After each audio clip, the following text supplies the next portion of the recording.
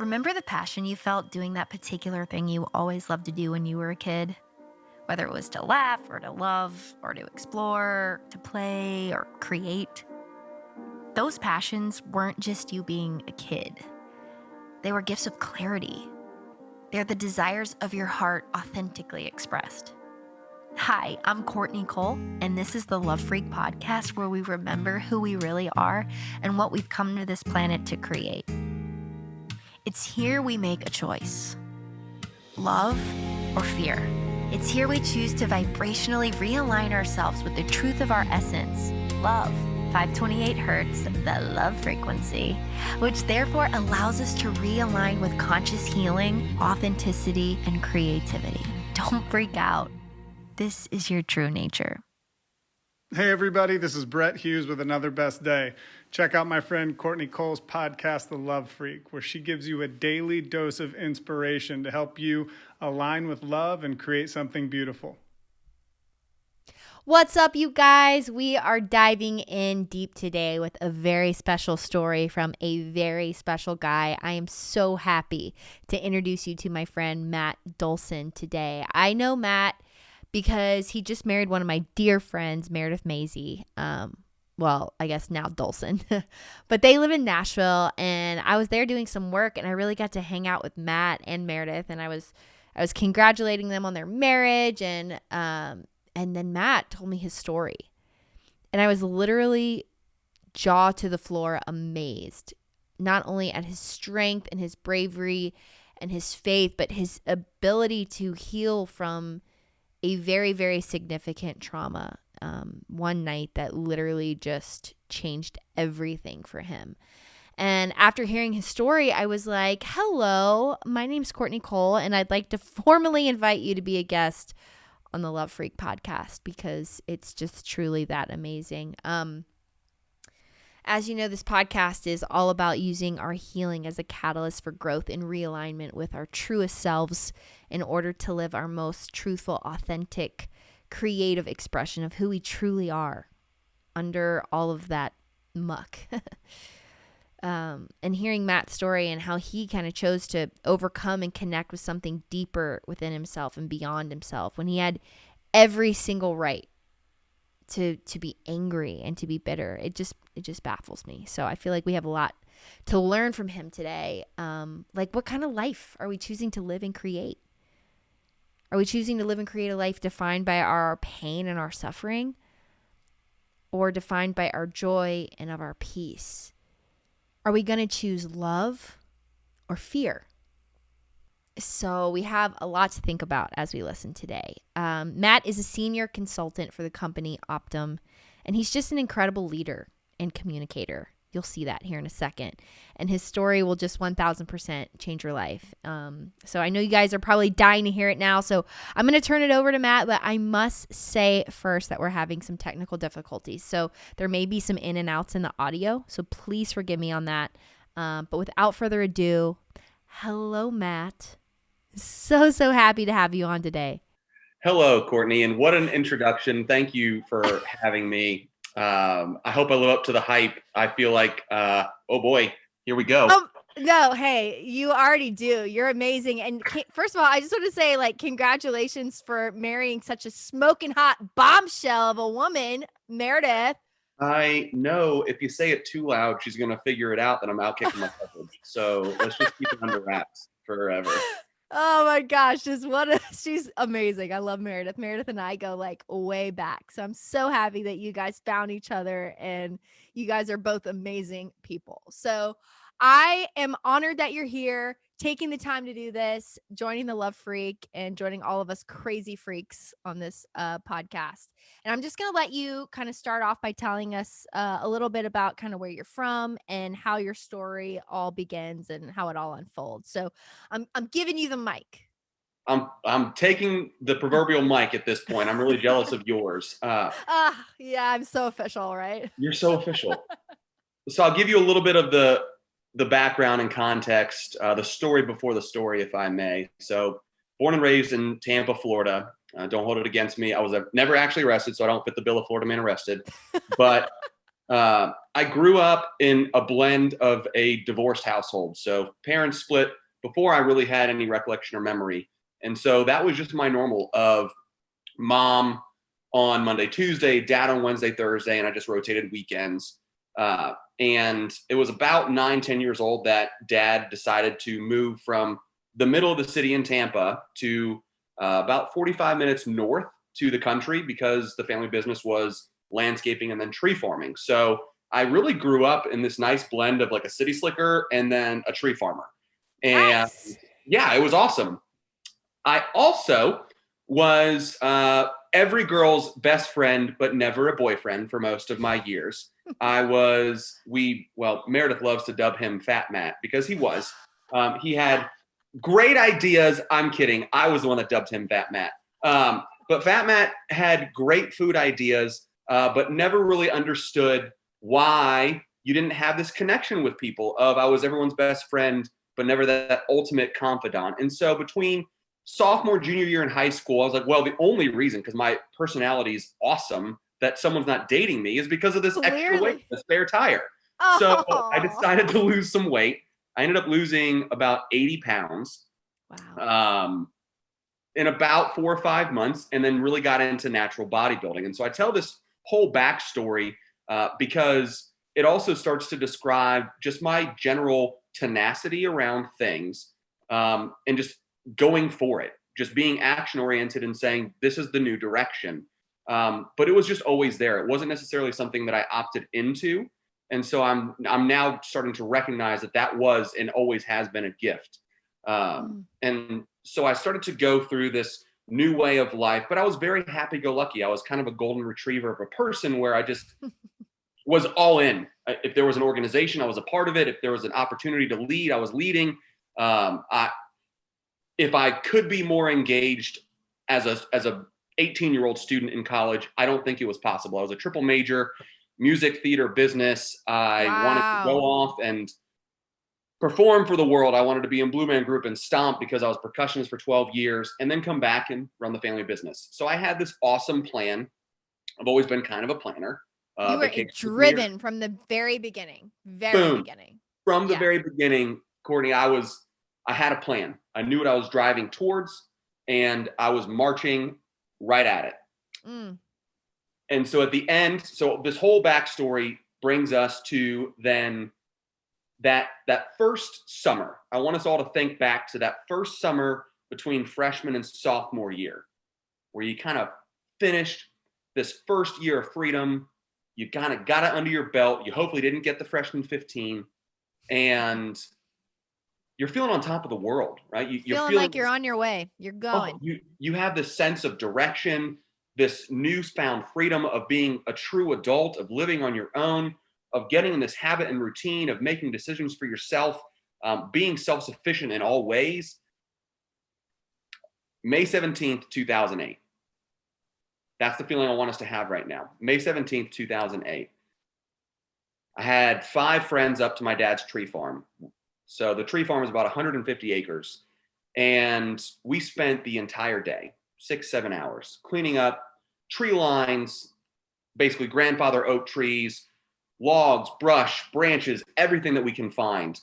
And we're building a bonfire because we're 19-year-old boys, and dang it, we're making a fire. That's what we do. Yeah, it's awesome. Yeah. And so we filled this bonfire pit that I'm using scare quotes, and I know you can't see that on a podcast, but we filled this pit about 25 feet in diameter, 4 feet deep. It's a crater hole full of freshly cut brush. And so to do any sort of bonfire well, you want to have a fuel agent if you've got freshly cut wood, because you have moisture in the wood. So you need something to help ignite it. And if I've burned once, I've burned 1,000 times. I know that you use diesel instead of gas. And so diesel is a slow burner. It's not combustible in the sense of the fumes explode. The liquid itself is flammable, but it's not explosive. And the day was kind of getting away from us. It was getting dark, and I ran to the back pole barn to grab the diesel can, and simple mistake to this day. Simple mistake. None of us were drinking. Let me caveat that. I will have a drink right now, though. As he sips his bourbon. As I sip my bourbon. And I accidentally grabbed the gas can. And so this is a really simple mistake. but it was truly the pivotal moment in this story, because that simple mistake changed the trajectory of my life. Ran back, poured 4.5 gallons, so the entire gas can of gas on this pit. So essentially I started on the outside, worked my way in. I really wanted to cover all major logs in this pit. So you burn from the outside in, you just kind of fold it in. You basically have like a no residue left kind of bonfire. We're very clean burners up at Tampa, Florida. And so I was in the middle, literally crawled into the pit, on top of it, in the middle of the pit, and I lit my lighter. And for this brief moment, Courtney, life stopped.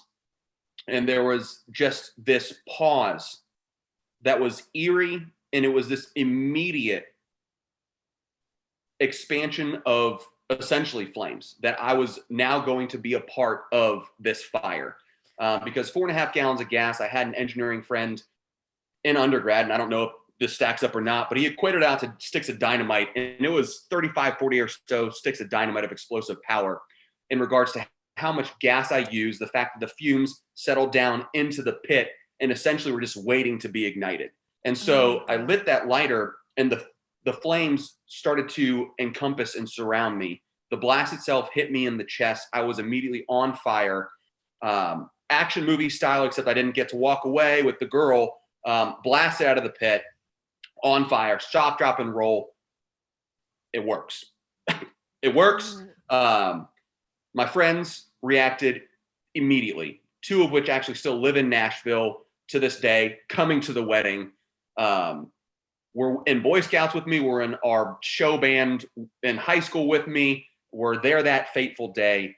We're there for a reason. I believe that people in your life for a reason, a season, or a lifetime, and these guys are in it for a lifetime. And called 911, ended up on the phone, ambulances are on the way. They find a hose and they're spraying me off to basically help regulate body temperature and keep me from going into shock.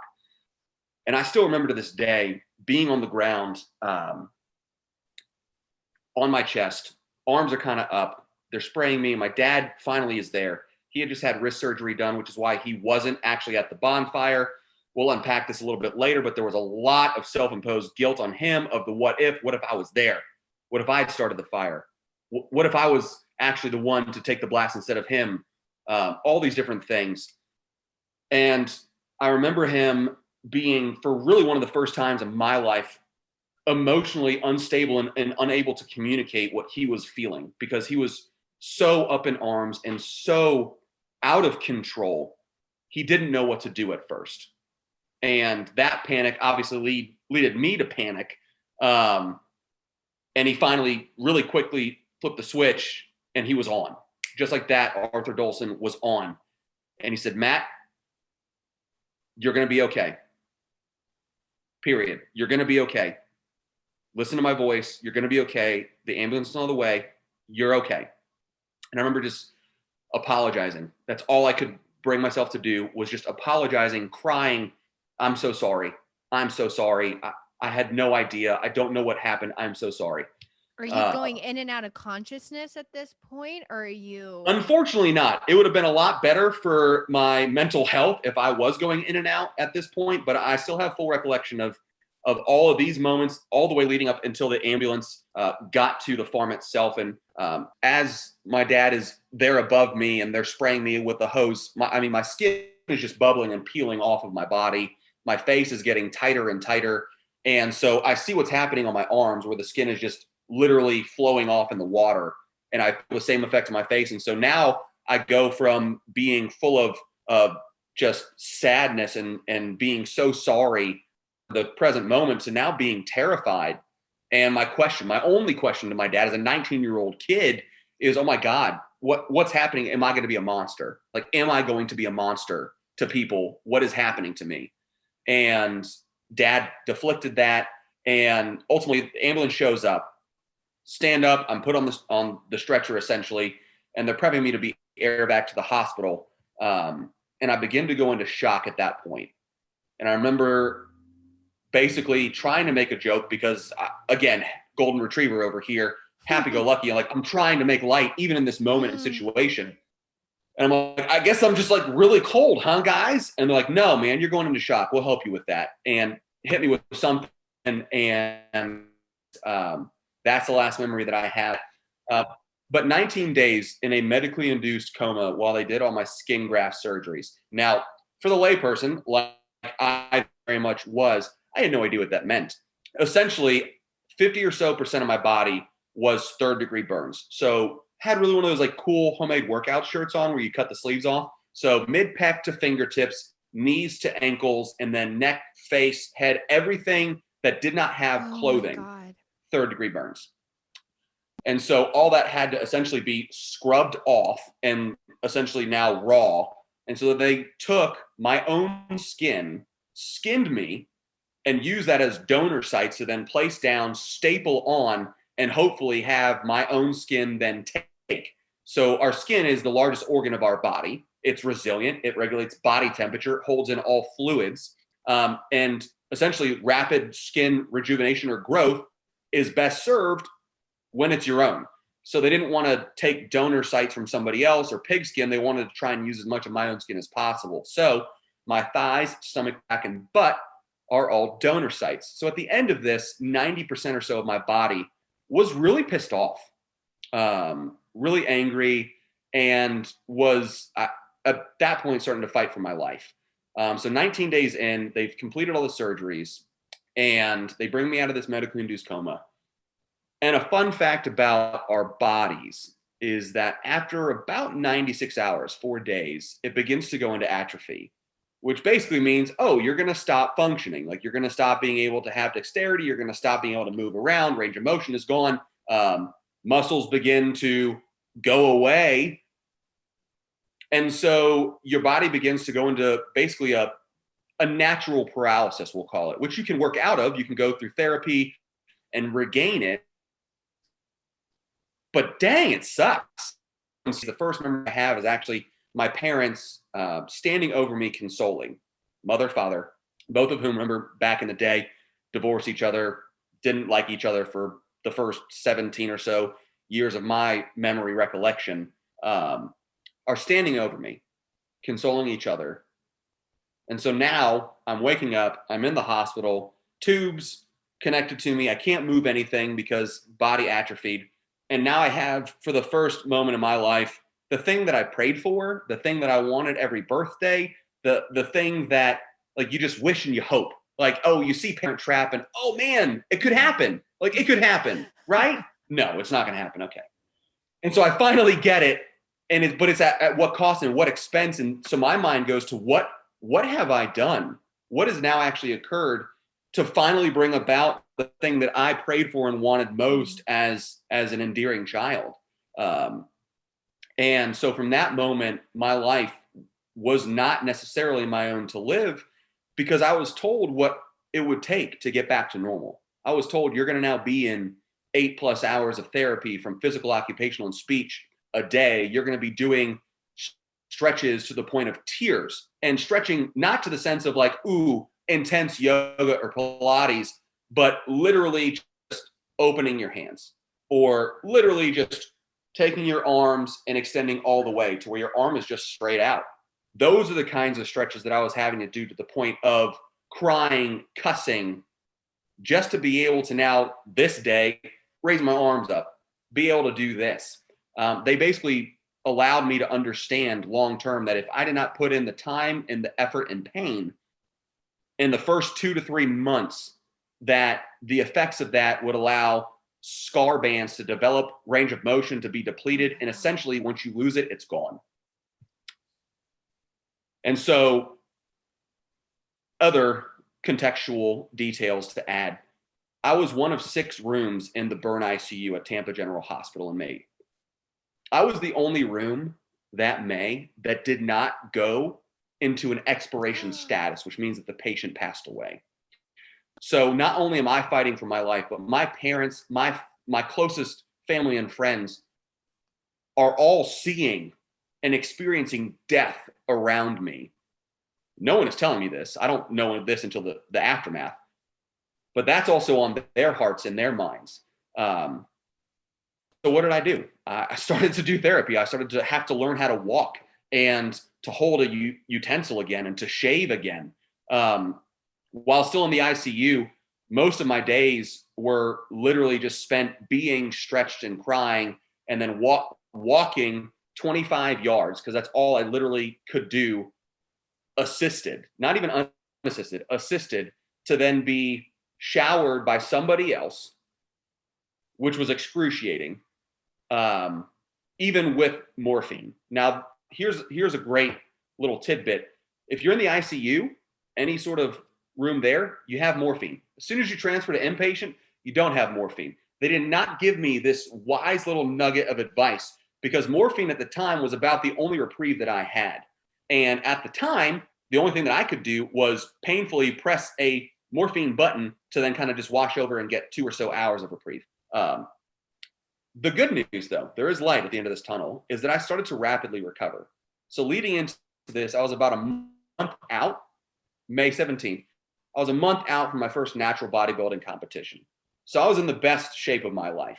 I mean, truly, my body was honed and was functioning at a machine athlete level, which fed into a lot of different things. One, even surviving the blast. So doctors, therapists were like, the sheer magnitude of that blast itself should have hit you in the chest and collapsed your lungs. So, okay, that's strike or not strike one. Strike two is I should have, for some reason I didn't, but I should have inhaled in the midst of an explosion and at least gotten some sort of charring or damaging to my lungs from fumes, explosion itself, fire, whatever. And so in that brief moment where lit the lighter and just time stopped, I started to yell. Instead of, most times when we're caught off guard, we're scared, we breathe in. Instead, for some reason, in that instinctual moment, started to yell, started to breathe out, which I think is what attributes to the fact that I don't have inhalation damage. So 2 unstrikes keeping me here alive and well. And so everyone said, you're going to be in the ICU for a month. You'll probably spend then the next 3 to 4 months in inpatient rehab. So you're probably going to be in the hospital for 4 to 5 months. And I said, oh, nope, that's okay. Do not want, unsubscribe. And so ended up shifting to inpatient rehab after a week and a half, ended up then pushing so hard that I was released from the hospital in a month from an inpatient rehab. So under 2 months total. Wow. Basically a quarter of which I was unconscious. So under 2 months total, released from the hospital, went back to the farm and prepared to actually go back to school that fall. I went back, lived in the fraternity house. My fraternity brothers absolutely surrounded me with love and support. By my dad's hand and training, they all became burn nurses, helped me with my wound and dressings, helped me with, every day I had to shower and I didn't have the range of motion to clean my entire body. So here I am, a 19-year-old boy, asking other guys, basically asking, hey, come wash my back and butt. And they all did, every single one. And then I had to be lotioned top to bottom that I couldn't necessarily do myself. So here I am, also a bunch of fraternity guys literally putting on latex gloves and lotioning me and helping me put on my compression garments. Just the most selfless display of love and support from guys that could barely vote, from guys that literally didn't know what they wanted to do with their lives, but they showed up. In moments of need, they showed up. That's beautiful. And so that showed my family the true value of fraternity. And so from there, my biggest thing that I wanted, Courtney, was to be back, to be to some semblance of normal, and to have the opportunity to just live my life and not be looked at differently, and not to be pointed out or picked out in the crowd because, whoa, are you like a biker? That's really cool gear you got on. Well, it's compression garments. It's because I burned myself in a bonfire explosion. I should be dead. Oh my gosh. That kind of conversation happened, and I started to have fun with it. I was the first one to make a burn joke. I was the first one to make light of the situation because through it all, I was trying not to become jaded or to lose my sense of joy in life. And that was an intentional choice. Like, you have to choose happiness. It does not come to you. And that's a daily endeavor.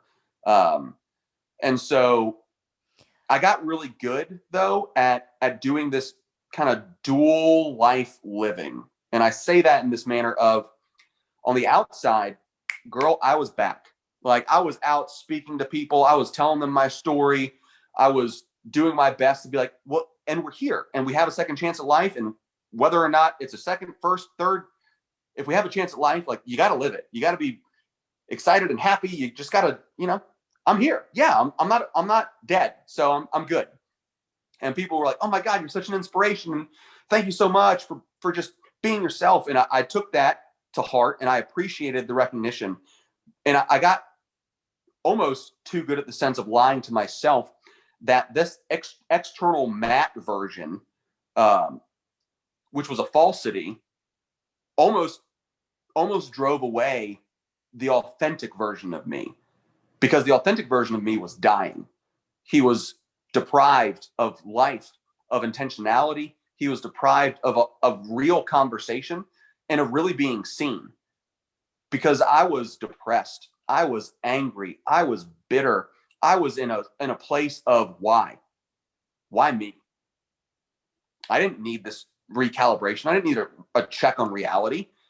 I always helped people when I turned the left or right cheek. I always sought out opportunities to be involved. I always, not that you can measure or have a quota of good deeds, but I did not see the value at the time. I did not see the value of such a drastic, traumatic event for my life. I was like, well, I mean, not that anyone deserves anything, but there's some people out there that need a really good reality check. I did not need one, in my opinion. Why do you think you had to kind of put on this, like, I'm okay, where do you think that came from? I think one, because I wanted to believe that I was okay. So Sure, it was a little bit for myself. Gotta be that. Yeah, absolutely. I think a little bit of that. And I also attribute a lot of this to my family. I take it back to that mom and dad scenario where they're looking over me. I'm like, oh my God, what have I done? I need to get back. I need to get right with being on track for normalcy so that my parents can stop grieving, so that they can stop feeling guilty, so that they can move on with their lives. It was all in the sense of, I don't want them holding on to my story or trauma. So the quicker that I can get back to having a good elevator pitch, almost, of life is great. I'm fine. It's a gift. I'm fine. I'm here. Don't worry about me. I am good. And the more that I could say that and prove it, well, I thought that I was doing them a justice. Well, and you said and your dad also experienced a lot of guilt, and that probably was hard for you to carry, in a sense of like, oh my God, he's carrying all this. I don't want him to carry that. So I'm fine. He doesn't need to, gosh, that's a lot to hold on your shoulders. Yeah.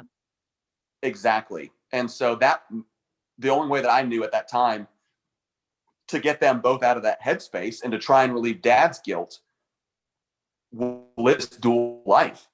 And it wasn't until I had a mentor, the same of which helped me change my trajectory of life again. So let's pick back up in school for a minute. I get back to school. Let's be honest, Blue Man Group, Stomp, those are kind of out of the question at this point. I was like, well, I'm a little crispy, don't have the range of motion, don't want to be in front of people per se. I'm gonna opt out on the whole performer thing at this point. And so I had these really tough conversations with myself at night in the hospital of, well, what are you doing? What are you supposed to be doing? What should you be doing? And everything that I started to talk through for myself, all I wanted to do, it came back to the central notion of, I just want to help people. Like, I feel this compelled sense of, I have a second chance at life. I just want to help people. What does that look like? Well, self, I don't have a good answer. I just know I want to help a lot of people. Okay. How do you help the most people in the US? Well, I'm mildly ambitious. Caveat. I was like, I'll just be president of the United States. I'll just do that. That's fine.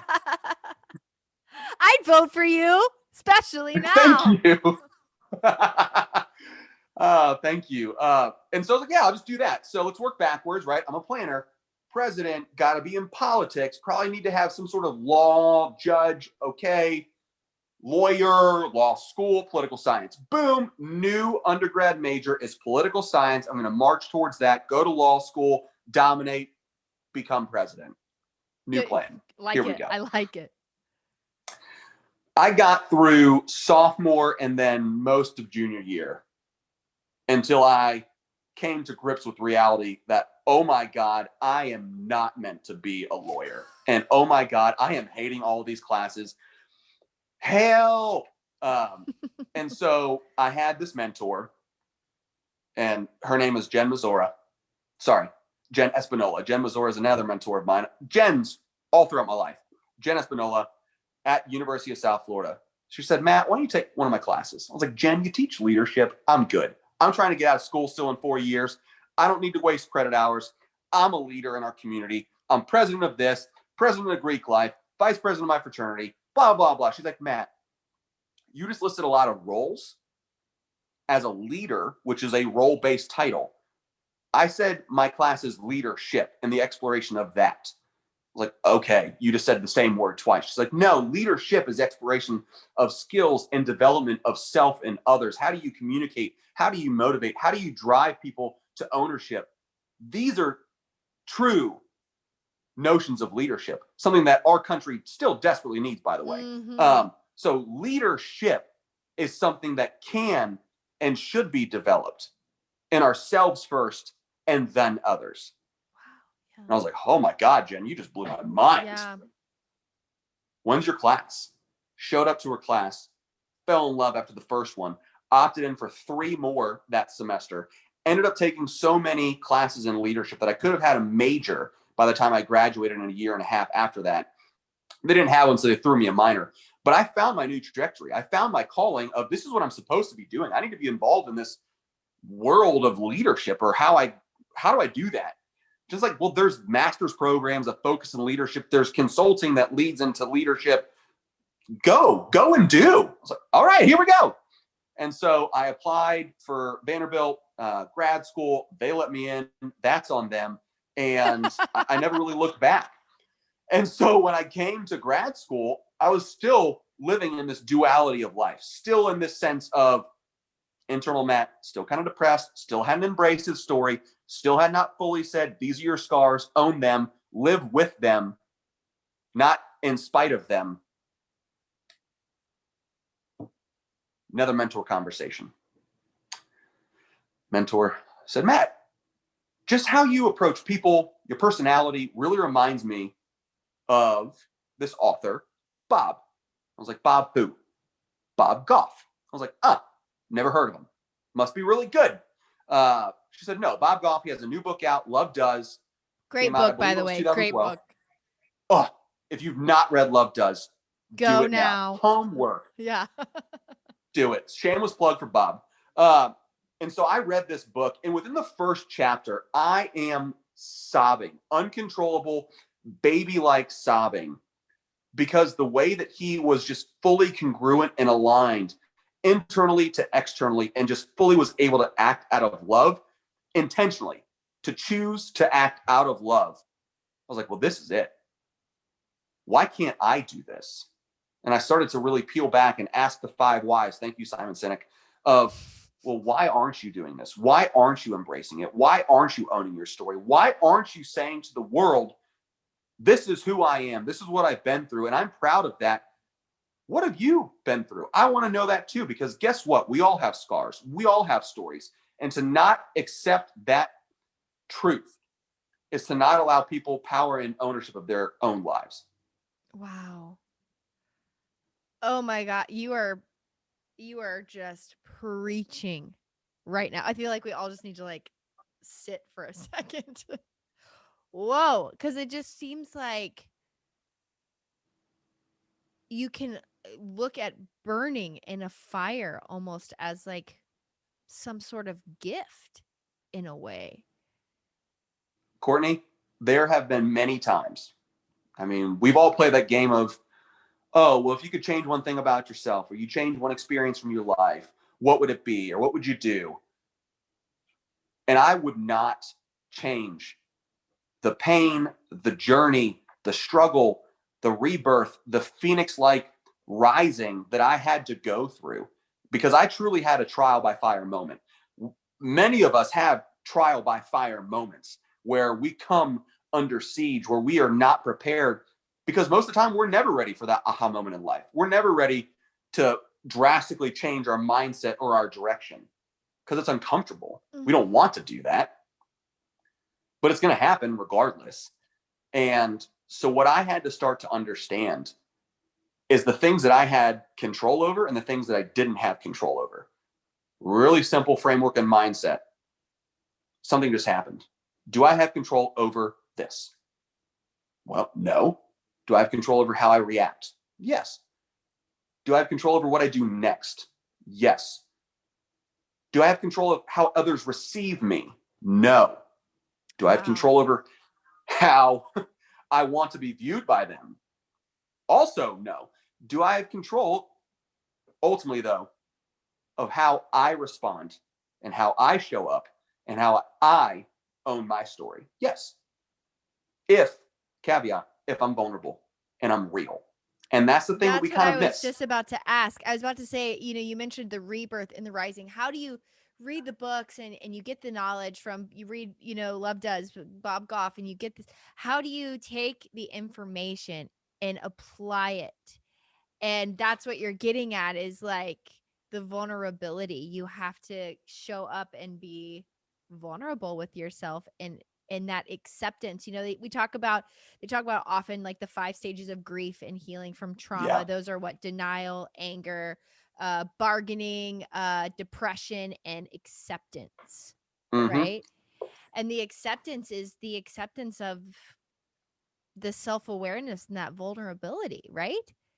Yeah. Being able to get there. Like, that's the hardest part. Most people can't find that, and here you are, like, I'm struggling with like the cellulite that's all in the back of my legs, and that's making me like a very insecure, not confident person. Here you are, I'm looking at you, and you have these incredible scars on your body, and you are the most confident, just self-aware person that I've met in a while. I'm sitting here listening to you and your vulnerability and how you can communicate this story. I'm just going, my gosh, how do you get from point A to point B? How do you do that?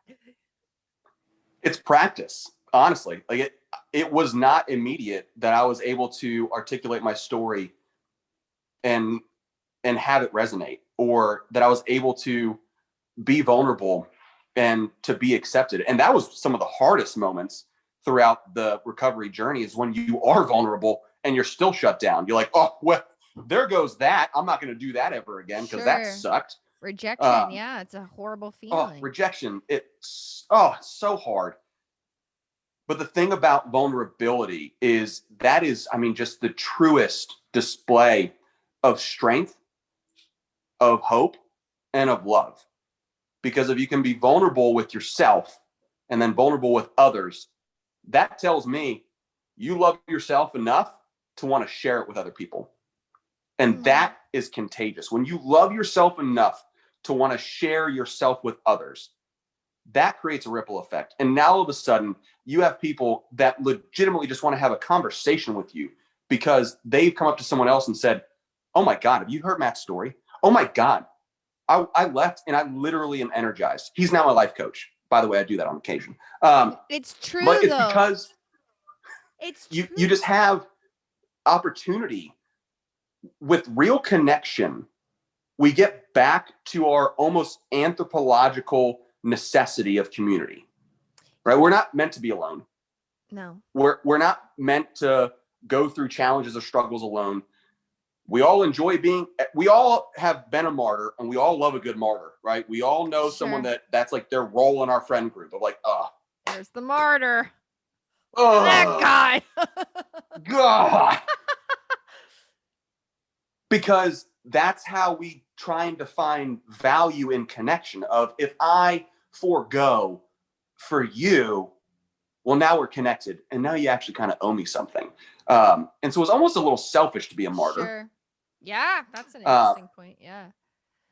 And so if we're actually able to be vulnerable and fully connect with people, that's when real challenge, real conversation, and real progress can happen, because all of that in vulnerability is laced in love. And you know what's interesting about that too? It's connection with other people, but it's also being brave enough to connect within yourself with the source, right? With all that is, with love itself. Like just being able to connect with that, like tap into that little spigot of love, because when you do that and you can find that and you can sit with that, like there's nothing else that you can do than pour that out to other people. It's just literally just flowing out of you continually, right? Amen. No, like that's also why It's it the took a little while for and me to get inward and outward connection. Yeah. exactly. And so amidst all of these, bouncing around a little bit, but still in undergrad, I lost my relationship with God. I still wore my cross. On the outside, people still thought I was a believer and a Christian. I just kind of put a big pause on that relationship because I could not figure out the why. Could not figure out, what am I supposed to learn from this, God? Like, help me, help you. Well, help me. And after reading the book and kind of redefining my philosophy in religion, I mean, I fully subscribe to free will. I fully believe that God is all-knowing, omnipresent, and powerful, and that he understands what will be, what is and what will be. And because of that, there are people and moments and periods in our life that aren't necessarily tests, but are potentially just put in there for a reason, right? Out of nowhere, I wanted to lose 80 pounds and get into bodybuilding, only to have 2 years later my life saved because of my physical composition. That's incredible. It was a lot easier to eat 4 double cheeseburgers and some French fries at McDonald's. I'll tell you that much. But absolutely.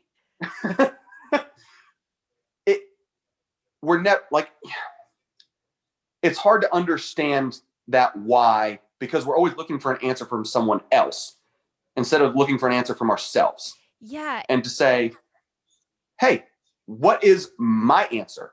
What is my rationale? What is my reason that this did happen? Not should have, but it did happen, right? Control, uncontrol. I don't control the fact that this happened, but it did happen. So like you said in the intro, like to just be with what is and to just love through that. I had to be with what was, and I had to come to grips and terms and accept and fully embrace. And I think that the 5 stages of grief don't go far enough, which is one of the reasons why I created my own little model, my own little mind model, is because after you accept, that still doesn't lead to action, right? If I accept something, that's just me kind of being lukewarm, not being on fire, pun intended, for things. Like, oh yeah, I can accept that. I can acknowledge that. I can allow that. But there's no ownership. There's no power in that statement.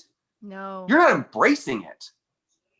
And so I realized that what we need to do with scars and trauma is we have to heal, which is actually an acronym.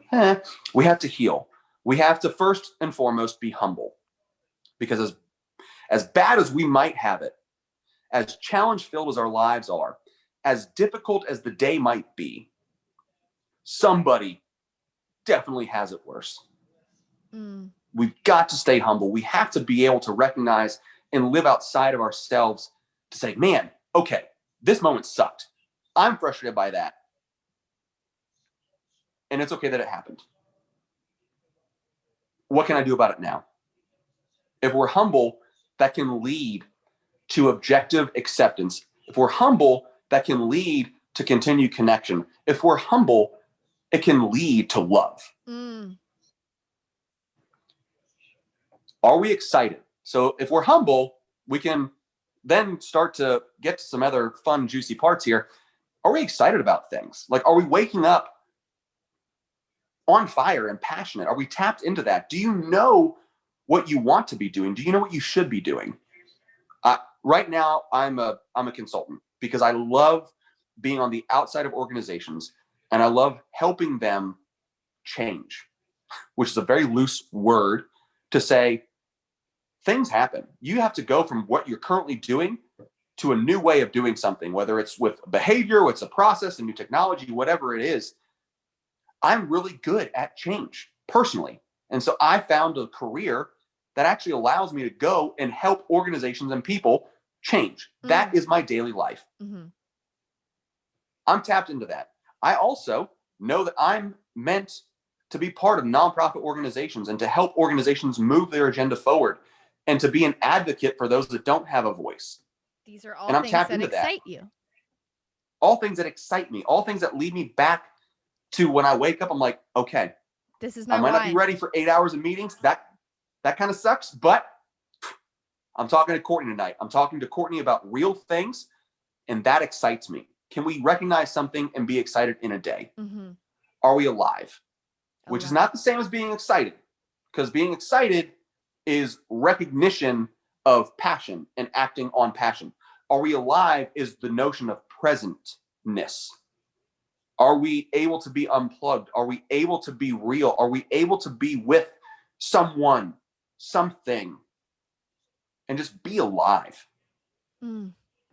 Which all of these things lead into the one characteristic, action, behavior, notion that your podcast is about, that I subscribe to, is love. Is, are we loving? Is, are we recognizing that people do have their scars and stories? Are we recognizing that we're different from other people because of those things, that we have differing views, and that it's okay? You can It's okay that we don't agree. Right. Do we embrace them for who they are? We can accept them for who they are. That's fine. And then can we embrace them to then act out of love and act with love and learning their story? Matt, I love that. So to heal, your acronym is to be humble, excited, alive, and to love. Yes. That is, oh, I love that. What a great little motto. I'm taking notes here. I literally just wrote that all down. I'm literally a student of you right now. Because it's like, we've all experienced trauma, right? We've all experienced different traumas through different lenses. But some of these underlying concepts, they're the same. So I think there's so much here that we can all apply to our lives and our healing through your story. Just, my God, I'm so grateful for someone like you that has had this like expedited adventure and clarity. It's such a gift to be able to, speak to you on this and see how far you come. And I've been reading this book called Alchemy. And it's by Paul Selig, who is a guest on this podcast as well. He's an amazing author, just incredibly talented spiritual teacher. And he talks a lot about the biggest problem in our world today is the denial of God. Just us choosing, we do have free will, and us choosing anger, choosing bitterness, choosing the anything, whatever it is, whatever it might be, instead of love, and instead of joy, instead of peace, instead, like, we always are in constant choice. And yes, and that's what I love what you said about free will. But I think that the most important thing and the most amazing thing about you is that you chose love. You did not choose to deny that in any way, shape, or form. You chose love. And I think that is the biggest lesson for any of us, no matter what we're going through today, is to continue to choose love, because that's what we are. I just got to say thank you so much for sharing your story and for choosing love and to continue to evolve. And you're right, that is contagious. And you definitely just given me a whole new energy. I'm sure everyone that's listening today, you have done that. So thank you so much for being vulnerable and sharing with us today. Well, thank you for having me, Courtney. Thank you to everyone that's listening. And thank you for this podcast and just the general notion of being a love freak and just being able to, like you said, choose love and live out with love. Thank you so much for tuning into this week's episode of the Love Freq podcast. If you like what you heard, please subscribe. You can also follow me on Instagram at @thelovefreq_. Don't forget, that's FREQ. Or to find out more information, you can go to www.thelovefreq.me. Look for a new episode every Tuesday.